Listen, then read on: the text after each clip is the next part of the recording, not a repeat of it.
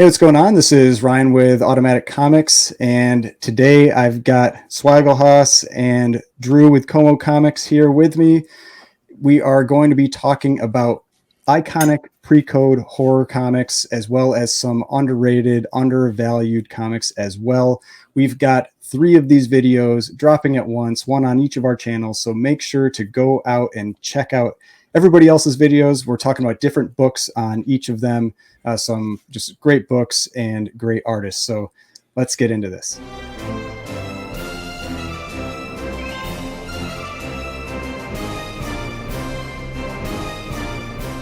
All right, so welcome everybody to the channel. Like I said in the intro, we've got Mickey with Swagglehaus Comics and Drew with CoMo Comics here, and we are going to be talking about iconic pre-code horror covers, as well as our iconic pre-code horror comics, as well as some underrated keys. We each picked one of our favorite pre-code horror cover artists and picked iconic books for them and underrated books for them. Like I said, we're dropping videos on each of our channels, so make sure to go check those out after you've watched this one, of course. And so with that, Mickey, Drew, you have anything you'd like to say about your channels or what we're going to be talking about here? No, just so you know, looking forward to talking about it. Definitely check out the other picks on the other channels. And yeah, this is a lot of fun, you know, in the Halloween spirit of things. A lot of cool pre-code horror books to talk about.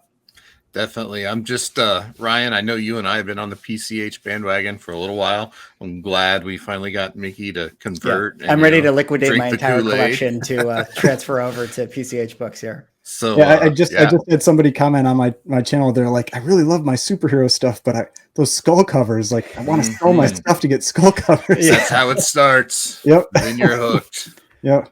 Yeah, and then you have no money. Yeah. Can confirm. But with that, I think, you know, let's get into this. So I'm going to share the first book here. So this was the iconic book that I chose for this. I specifically picked the artist Lee Elias, and he had a number of just incredible pre-code horror covers, some of the top covers, most in-demand ones. And for this video here, I picked Black Cat number 50. Now, this is when you had basically just a fight going between all the different publishers at this time, where they were putting out just more and more violent covers. This is from Harvey Publications, and Harvey they had a lot of them. They had a lot of the really pushing the envelope type covers. This is from May of 1954. This is getting right near the end, because basically 53 and 54 is when you had the really violent covers, and most of them you will find in 1954. And soon after that, you had the Comics Code Authority established, and they were no more. But this one, I mean, you can tell right from the front, I would argue this is the most brutal Lee Elias cover that's out there. There's one other that's definitely in contention, but this one, just with the hands melting away, the face melting away, and the fact that he is still alive while it is happening, because you can see just the fear in his eyes. It's just an awful one. Now, the actual census count on this for a book that is this in demand and this expensive is actually kind of low. It's below 100. Talked about this in a couple other books, that often you will get over 100 with these books. Because of just the overall demand, people are willing to send them in to get graded because the value is there. This one's under 100 books, and you can see now. We were talking about this in one of the other videos. It looks like maybe that says 12,000 for the high sale, but that is not correct. That is 72,000. It's just the font. But that was from November of last year, and there was a collection of books from it was called the Black Cat Collection, not an official pedigree. Because if you're not familiar with a pedigree, it has to be all a single owner collection. They had to buy them off the stand. This is a set of books that this person had just amassed, and it just got called the Black Cat Collection. And these are all extremely high grade. For this one, there is actually a 9.8 out there. I don't believe the 9.8 has ever come up for sale. And so I don't know how much it would jump between the 9.6 and the 9.8, but this isn't even the single highest graded copy. There are 3 9.6s, and this is one of them. Went for 72,000. The most recent sale was in February of this year. with $9,412 for a 5.0, around $2,000 per point. And that is not unusual for a book of this caliber, book that's in this much demand.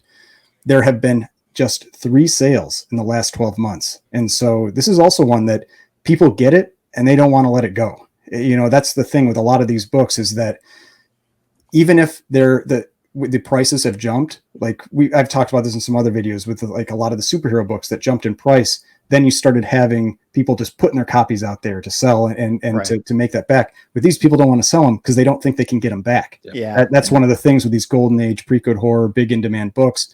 Your likelihood of getting a copy back, and one that looks decent, is pretty low, or you're going to have to wait a number of years to get it. And so, you know, that's one of the big selling points for this. Also got that black background, which all the books I think that I talk about have this black background. I really like that personally. It really makes everything pop for me, especially with the black cat and the red and the yellow on top. But if you're looking for one, there are 2 of them on eBay right now. I'm sure they're really expensive. Go FOMO buy after. Yeah. Go FOMO buy after this. Buy push that prices up even more. But yeah. So Nikki, what are your thoughts on this one? Yeah, I mean, this is definitely, I think, one of the kind of iconic PCH books for sure. Even outside of, like you said, just the within the gallery of the artist, you know, Elias himself, like just in the S tier level of books, I feel like this one comes to a lot of people's minds. You know, I'm fortunate where, like, I can understand, like, you know, when we're talking about the gore level, like why people want this, and because it is so like shocking to think about that this was being sold to kids at the time. And that's kind of why it's fun to own it, you know. But I'm thankful that I personally don't feel like I need this one in my collection, because some of those prices, well, let's just say I would never be able to get in the club anyways. But it really is cool, not just because of like the level of detail that is in there from the art style, but when you really think back, like you said, you know, the escalation that was happening at the time, where like these covers were just trying to one up each other. I mean, you could just see like how far they're pushing it. And so it's beyond the aesthetics. It really is like a moment in time, and kind of comes with that history. And this is very kind of representative of that. So I can see why a lot of people want it, and why it's, you know, the one of the top books of all time. And yeah, stay away from radium, I guess. Yeah. So Drew, what are your thoughts? This book is like a badge of honor, right? Like, this is how you can say, lots of us collect PCH, you know. You can say you're a PCH collector. All you have to do is flip up a copy of this book, and it's like, all right, you've instantly established your status, because it's just awful. I mean, it's absolutely brutal to look at. And like Mickey said, you know, radium. And if you kind of take a step back and look at when this book came from, you know, we're peak of 1954. How many sci-fi movies out there were focusing on the side effects of radiation? You know, you were really height of the Cold War. There was just so much inherent fear in people's everyday lives based off the effects of radiation.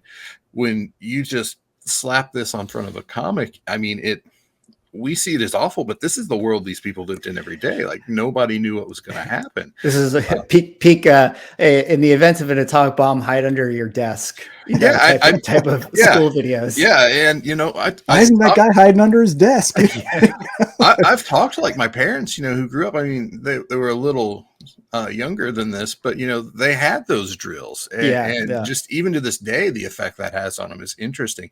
But at a minimum, I mean, it's a PSA. You know, don't handle radioactive elements without your Doc Brown radiation suit. It just doesn't turn out that great. But I think this is obviously, you know, one of the main iconic PCH books there is. And Ryan, you were talking in another video. What's the cover price on this book? You know, like the door cover.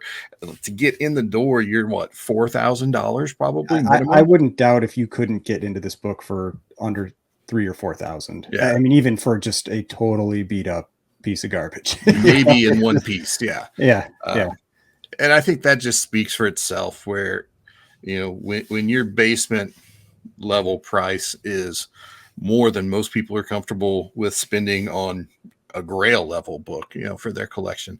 That just tells you how on a level of its own this book is. And one of the other things we were also talking about in one of the other videos that I think is interesting with these is that this is one of those books that I don't know if you really want to put it up on your shelf, when you're having guests over or people visiting, there might be some questions about why this is up there. Maybe they start to fear you a little bit. It's definitely not going to make the dining room decor. That's for sure. No. It's like behind me and, over here on the shelf where nobody really sees it except maybe in these videos might be okay. But yeah, it's not going upstairs next to the dining room table. Just imagine the conversation you have where it's not only does your non-comic book friend think that this is a very odd thing to own, but when you tell them that you paid $9,000 for it, they're just going to be like, I don't know why we're friends. That's like how people reacted when I told them how much I paid for like a Charizard, like one of those Pokemon cards. What? Yep. Yeah, it's a piece of colored cardboard. Yeah. Same thing. But I mean, so this one, for me, this is one of those top iconic books for Elias. When I was putting these together, there were three books that immediately came to mind. I felt like I had to pick those three for my iconic ones, but and then it'll get interesting later on as well, like when we start talking about the underrated or undervalued books as well. But all right, so now we're going to move on to Mickey's iconic book for this video. Yeah, so the artist I had was Johnny Craig, and like I mentioned in some of the other videos, it's very, very difficult to narrow down, three iconic books for him. But one of the ones I felt like had to be in this video here, or the video series, was Crime Suspense Stories number 20 from 1953, and this is just that classic hanging cover, and kind of like the Black Cat one we just talked about. It feels like this book, in terms of the culture around, all the PCH books, you see this one come up a lot. I mean, it does have generally a higher census. As you can see, the census is 230. And we've been kind of talking about the numbers where under 100 seems like, that's the average kind of scarcity of it. And then when you get to above 100, it's like a little higher, but 230 is actually a decent amount for a pre-code horror book. But it does just kind of show that a lot of people like to get this one graded. A lot of people like to have it in their collection. And because there's 230, a lot of people like to kind of show it off. And so it's really interesting. I mean, I think people just kind of have identified this one as being maybe a flagship book in that sense, like the Black Cat one. It's just one you tend to think about. Of course, there's other crime suspense stories that we're going to talk about as well with Johnny Craig. But I know, Ryan, you've had a couple copies of this one. What's your feeling on this Crime Suspense 20 here from Johnny Craig?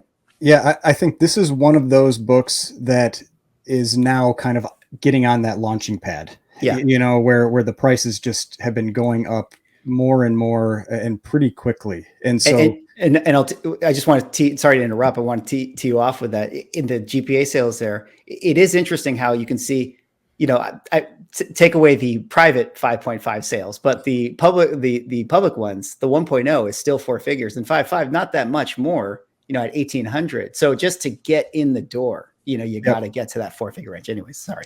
Yeah, and that's one of the things where I expect to see some price expansion in that book in those mid grades. I think that the lower grades they've jumped so much, and that's when I feel like you'll start to see some of that expansion up in prices, because it's a tough book in higher grades. So yeah, you can see that there's 230 on there. And I had been looking at this recently because I had a 5.5 that I recently sold, and I picked up a 6.0. And at a 6.0, I think there are only like 46 copies higher. And then at a 6.5, it's like there's like 30 higher. It just, there are always these really high grade copies with ECs because they all had these file copies. And so there's generally like a 9.4, 9.6, often 9.8s that are out there, but there's like 3 or 4 of them. But then once Drew was talking about that before, where it's in one of our other videos where you either have garbage or you have file copies, and in between there's not a lot, and you get really quick drops in available copies as you get up into even the mid grades. Right. And so I do expect to see that type of expansion in those grades. But you do see a few different hanging covers that are out there. I'm trying to remember which one it is. If it's like Vault of Horror 37 or something like that. There's one of them where it's like a single hanging guy, and it's also a Craig. I believe that's also a Craig cover. Yeah. Yep. But the thing that always really jumps out with me on this one as well is the background, because you've got the silhouette in the background, Shadow, and to me that one just it really adds something to this cover. Yeah, it is that level of detail. When he's forward facing one, I think, Drew, you have that one. It's another hanging cover, or at least neck broken cover, but we're on the over the shoulder. It's a crime suspense stories. I think it's number 6. And honestly, I mean, it almost, the guy's in a brown suit. It almost looks like it could be the follow-up to this, like this corpse reanimated and started walking the streets, which I thought was great. But no, Ryan actually stole my talking point. I'm like, all right, I'm gonna make it through, and I'm gonna get to talk about just the effectiveness of this cover in, almost blank space outside of the shadow, the silhouette on the wall. It just it punches you right in the face as soon as you look at it. But this is a book I've always kind of talked about as being a consolation prize to, one of the later crime suspense stories issues, which I'm pretty sure we'll probably talk about either coming up or in a later video. But it's really jumped in the last couple of years as that other issue has kind of become unattainable for certain people. And I think that speaks to why there's been so much volume for it. People have missed out on this other book, and now they're like, well, okay, so I'm not going to miss out on this one. And everybody's just been jumping on it.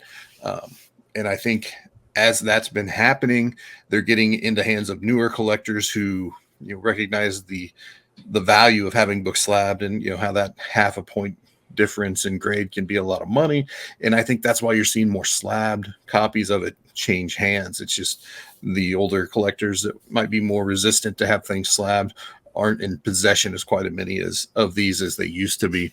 But no, it's a pretty straightforward book. It's pretty nice. I think it's a good one. And speaking to that's one of the things that, for me at least, when you're talking Golden Age, and especially if you've got people that are newer into the hobby that are getting into it, there's a lot of risk in buying raw books. I mean, even if you're buying one that somebody's had in their collection for 40 years, that book could have been trimmed. That book could have had restoration done on it, 40, 50 years ago. Yeah. So even with that, it's just having books slabbed. I know some people don't like it. They have problems. They think it should be, should keep the book raw, all of that kind of stuff. But it adds that element of safety when you're putting out this type of money for a book. It's just a confidence that there is behind it, because I mean, I've bought plenty of Golden Age books that I've gotten, and then I'm flipping through it and I'm like, restoration, or panel cutout, page missing, all this kind of stuff. And I've had ones that I've sent in that come back, restored before. And it's just like, no matter how close you look at something, you can miss things. Like, everybody can miss things. And then it hurts the value of the book so much that there is that element to grading that really helps, especially when you're talking books like this and this type of price point. Yeah, for sure. Well, the last thing to kind of just wrap it up, but it is interesting with this one. I mean, in comparing it back to the Black Cat book, where, we talk about, like, is it game? Is it living room appropriate or whatever? No. Which this one is definitely not. Although in some odd way, it compared to like the Black Cat, I mean, it's an oxymoron to say that this is like classy horror, but like, there is something. I don't know. Actually, I might stop myself. Maybe this is more gruesome than the Black Cat one, because the Black Cat one is actually just ridiculously over the top, whereas this one is maybe too real. I don't know. Depends on how you feel about it, but yeah. I don't disagree with that. There's that Lawbreaker suspense.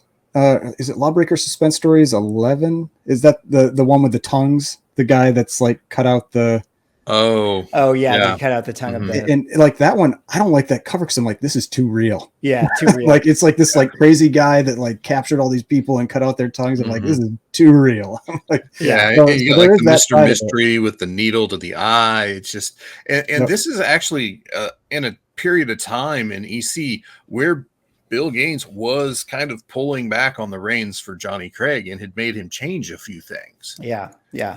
I'd heard that with the I don't know if that was a Johnny Craig or not, but there's the one where the guy is like swinging the axe at the coffin. I think that's a George.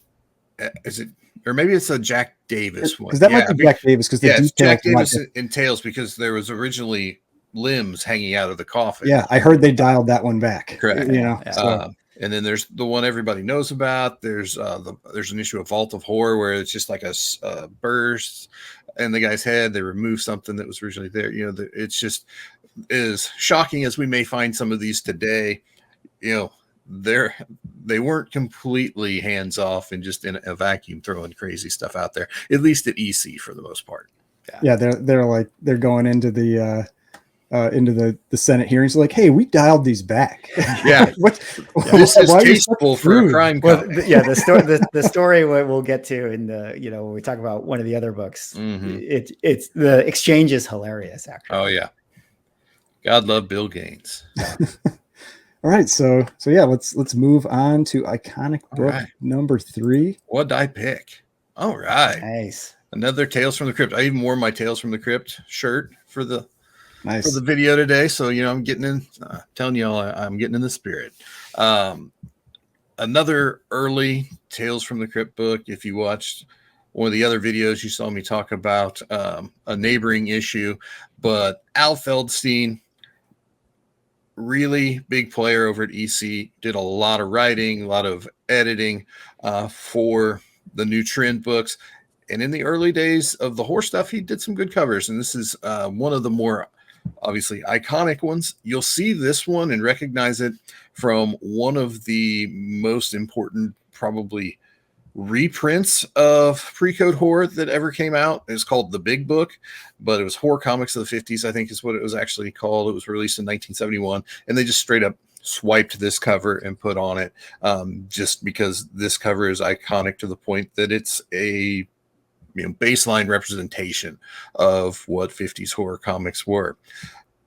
This falls back to another book where, it's a decaying corpse, but it's still tasteful. It's not as oozy as what we would have.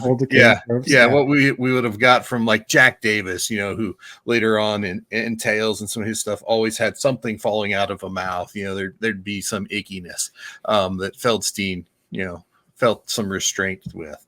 But this book has also started to really heat up.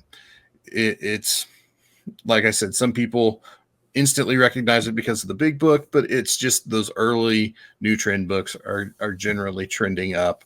The most recent sale was a 4.5, broke the 4-figure mark and sold for $1,059, which isn't too bad. But as we've been talking in some of our conversations about other books, a lot of really price compression across the grades, because by the time you get up to an 8.0, just earlier this year in March, it was only, it was under $2,300, which is, I don't know if that was a Gaines file copy or not. Being an 8.0, it would have been at the lower end of that.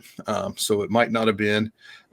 That's still just, I think, for my money to get, almost double the grade for an extra grand, that doesn't seem terrible. Yeah, I get that it's, double the money, but still, when you're dealing with 8.0 high grade, I consider 8.0 and up high grade pre-code horror for a golden age. Pre-code horror EC stuff, that extra $1,000 ain't a lot.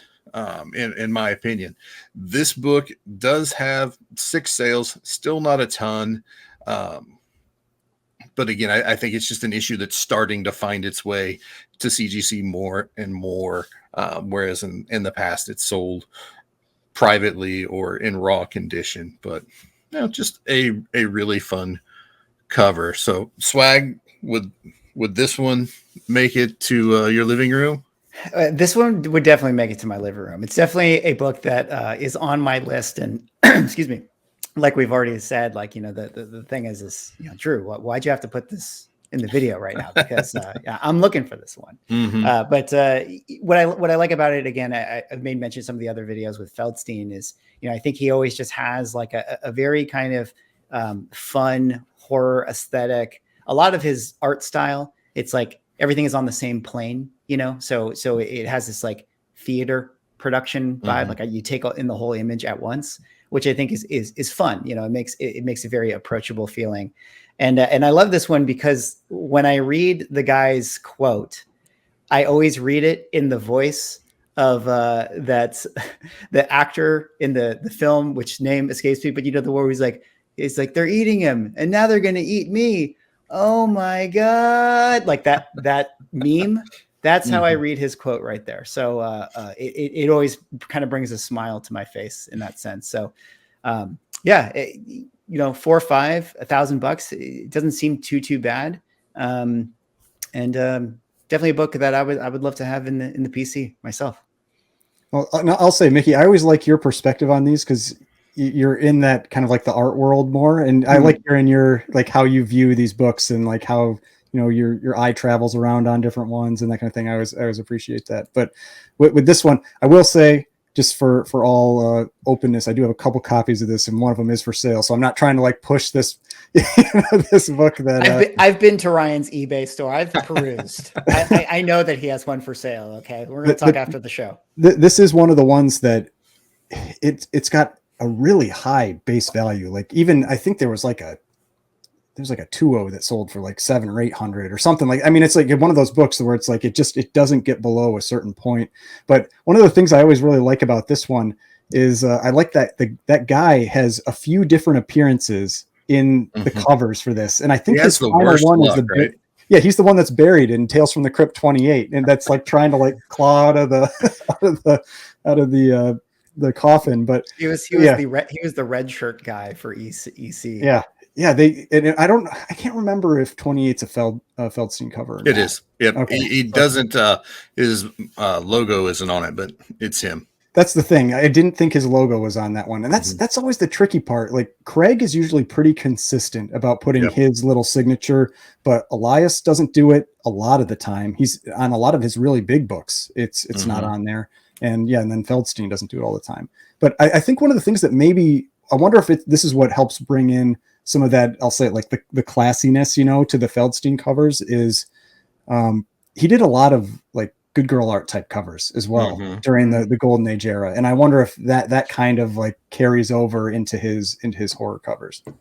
Yeah, definitely. And I think at some point in the conversation, this came up before, but I feel like just Feldstein's ghouls or zombies or corpses or whatever, they just feel like they could have fallen out of the screen while you were watching House on Haunted Hill.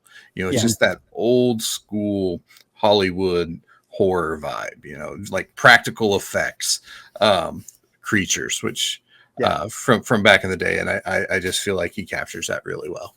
Yeah. I think non-comic fans would see a cover like this or his aesthetic and just be like, oh, this is fun. Like that's fun that you own a book like this. Yeah. Not what's going on. Not guy hanging himself in a closet. Yeah. All right. So when we recorded these, they ended up being around 45 or 50 minutes each. And so we instead decided to cut it at the halfway point. So you just saw the 3 top pre-code horror covers that we discussed for my channel. To see 3 more, go check out CoMo's channel, and another 3, check out Mickey's channel on Swagglehaus Comics. Make sure to like all those videos, subscribe to all the channels, all that stuff, and we'll be dropping another video in a couple days with the 3 undervalued or 3 underappreciated pre-code horror books, also again on all of our channels.